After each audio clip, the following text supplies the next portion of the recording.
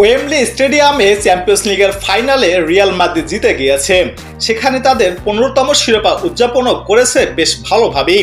এরই মধ্যে স্প্যানিশ গণমাধ্যম মার্কা ফাটিয়েছে এক বোমা। তারা বলছে মাদ্রিদ আক্রমণ ভাগের অন্যতম সেরা খেলোয়াড় রদ্রিগো গোয়েসকে কিনতে চায় ইংলিশ ক্লাব ম্যানচেস্টার সিটি। এ মৌসুমে মাদ্রিদের আক্রমণ ভাগে ভিনিসিয়াস জুনিয়রের সঙ্গে নিয়মিত খেলেছেন তিনি। 50 ম্যাচে গোল করেছেন 17টি। মার্কার প্রতিবেদন বলছে রদ্রিগো এই মুহূর্তে ক্লাব ছাড়তে চাইছেন না। মাদ্রিদও তাকে বিক্রির কোনো পরিকল্পনাই নেই। তবে বার্নাগুর ক্লাবটি শেষ পর্যন্ত ড্রেসিং রুমের ভারসাম্য বজায় রাখতে চায়। এই ভারসাম্যই তাদের এই মৌসুমের লিগ জিততে সবচেয়ে বড় ভূমিকা রেখেছে। অন্যদিকে ম্যান সিটিও ইংল্যান্ডের চ্যাম্পিয়ন। আর্লিং হল্যান্ড আর জুলিয়ান আলভারেজদের আরও একজন যোগ্য সঙ্গীকে দলে ফেরাতে চায় তারা এবং দলকে আরো শক্তিশালী করতে চায় রদ্রিগো গোয়েসকে কিনে।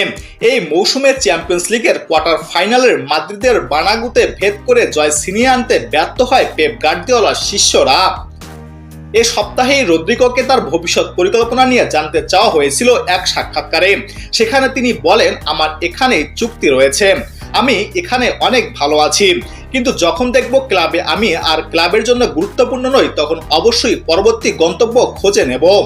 রদ্রিগোর এ মন্তব্য নিয়ে শুরু হয়েছে নানান জল্পনা।